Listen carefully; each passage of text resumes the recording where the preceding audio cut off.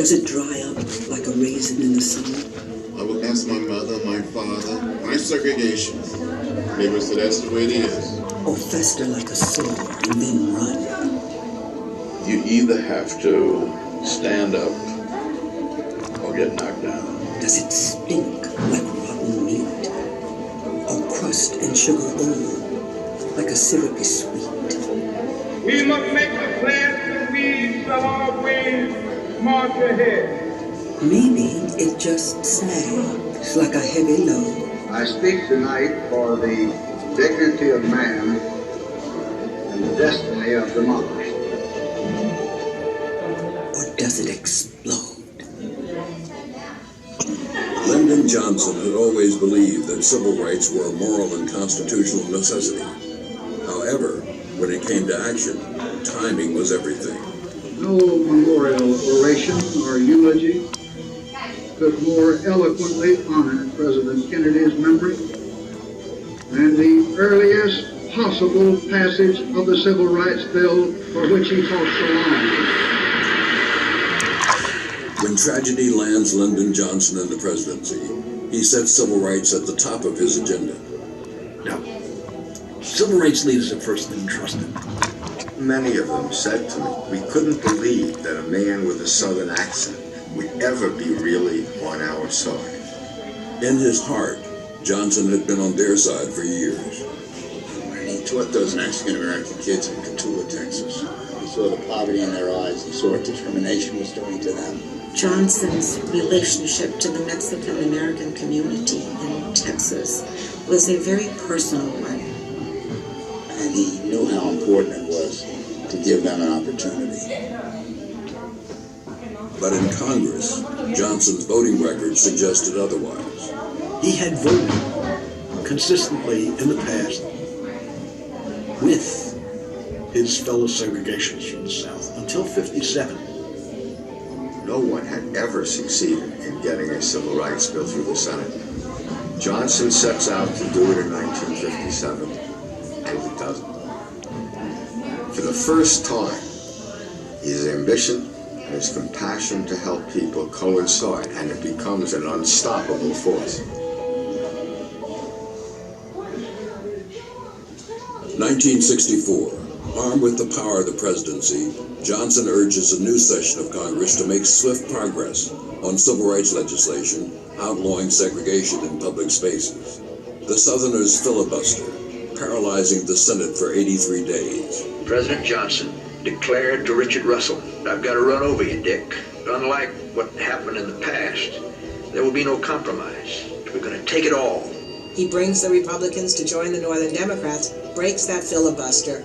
The historic Civil Rights Act ending segregation in the South is formed.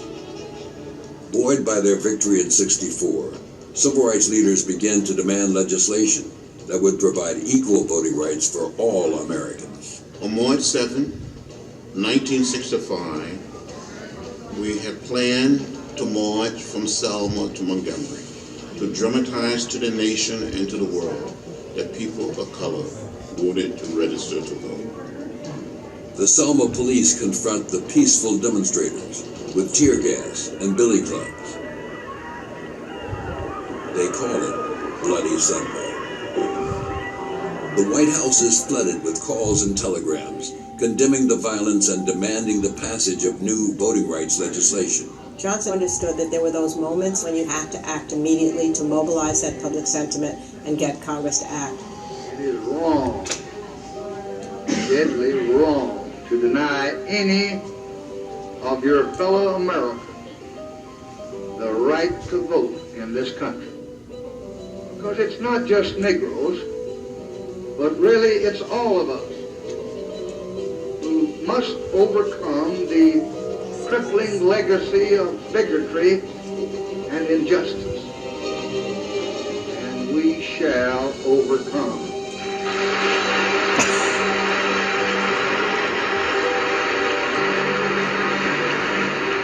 I watched that speech with Dr. Martin Luther King Jr. that evening. When Lyndon Johnson said, and we shall overcome, I looked at Dr. King. Tears came down his face. And Dr. King said, we will make it from Selma. Montgomery. The Voting Rights Act would be passed. April 1968. Dr. King goes to Memphis to lead the sanitation workers' strike. And I've seen the promised land. I may not get there with you, but I want you to know tonight that we as a people will get to the promised land. Martin Luther King Jr. was killed tonight in Memphis, Tennessee. Johnson uses the tragedy of Dr. King's death to hasten the passage of the Fair Housing Act, which bans discrimination in housing. The morning after King's assassination, the president called me and said, "We're going to ask them to pass this bill now in honor of this slain civil rights leader." And we got a civil rights bill out of the House. It never would have happened except for that. In March 1967, he signs the Jury Selection and Service Act, banning racial discrimination in federal jury selections. And he diversifies high levels of government, appointing the first African Americans to the Supreme Court, the Cabinet, and the Federal Reserve Board. 4 years after leaving the White House, Johnson convened a civil rights symposium at the LBJ Library, where he made his last public address. We have proved that great progress is possible. We know how much still remains to be done. Nearly 2 generations later, 4 presidents came to the LBJ Library for a Civil Rights Summit to take stock of where we are today and to reflect upon Johnson's role in civil rights.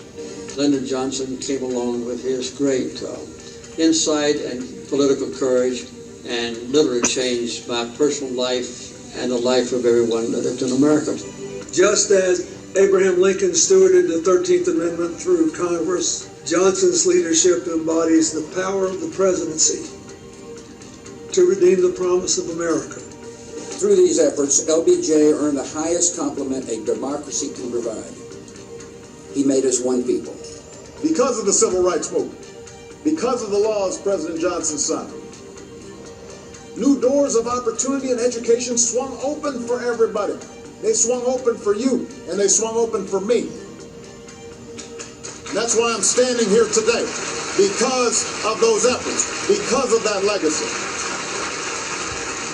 And if our efforts continue, and if our will is strong, and if our hearts are right, and if courage remains our constant companion,